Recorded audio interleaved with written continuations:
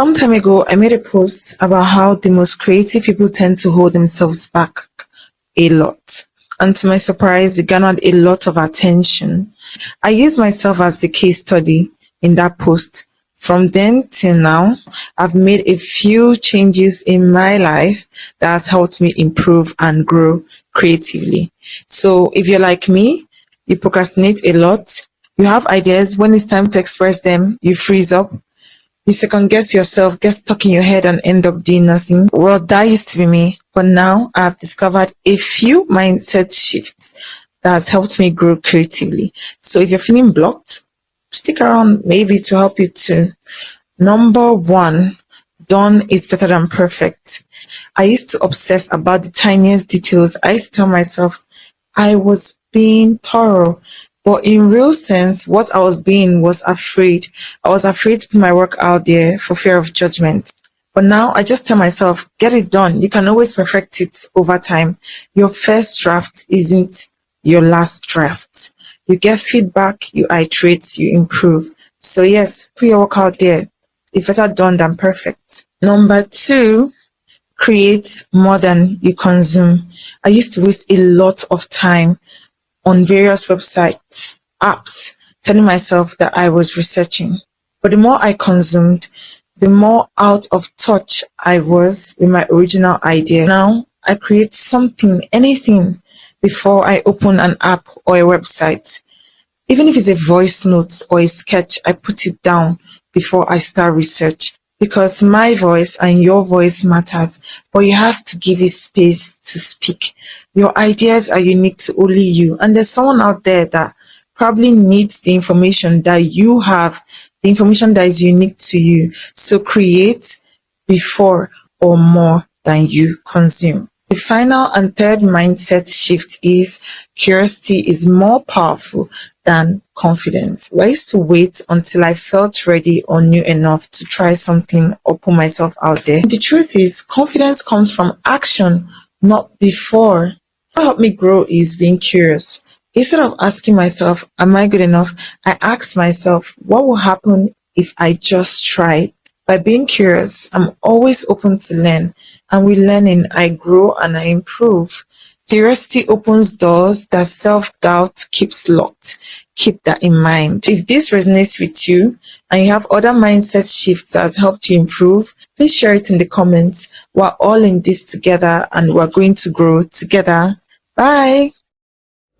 I stumbled over this video of Chizoba and I decided to bring it to your doorstep. You know why? If you've been watching my videos, especially when I talk about Chika's sister or Chizoba, there is something I always say about Chizoba.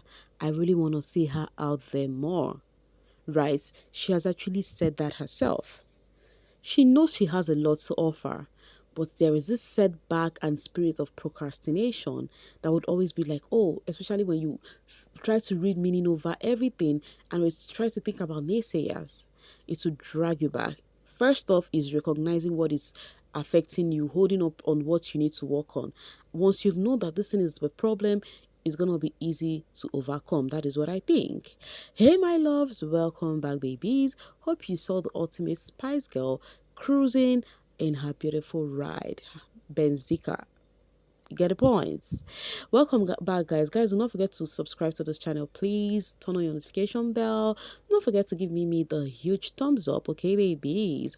You guys, do not forget to like this and share this video, most importantly, okay? Because of the drama on this video, I don't want to actually stretch things. Let's move on and see the heart. So Annie Lonso, aka the ultimate spice girl, Onyeka, she herself and Nelly, that is the Nelly Christmas, they went for Hip TV interview, and some of the review is literally staring brows, right? But before I start talking, I'm gonna read this from a fan who said, never loved a BBN housemate like I love Onyeka. She made me love the show. I have told you guys this and I said I love how you guys love this housemate. But now talking about the review and what they had said in the interview, I'm going to start with that of Nelly because her own is drama free. Metro says, It says, I am not a seductress. I was a video first and I am done with BBNaija and will just focus on my food empire. Exactly. This is just like a nutshell of what Metro just put out right here is just like a nutshell of what Nelly said. You know, she said nobody should attach her to anything that had to do with seductress. We saw her display her grievance in the house. She said it in the house that when if they want to give her role, and they said, "Oh, Nelly, you played the seductress." She's at a point. She said, "I think she said, Onyeka, is because of you're the one handling this. If not, I wouldn't have done it because you guys need to stop giving me that role.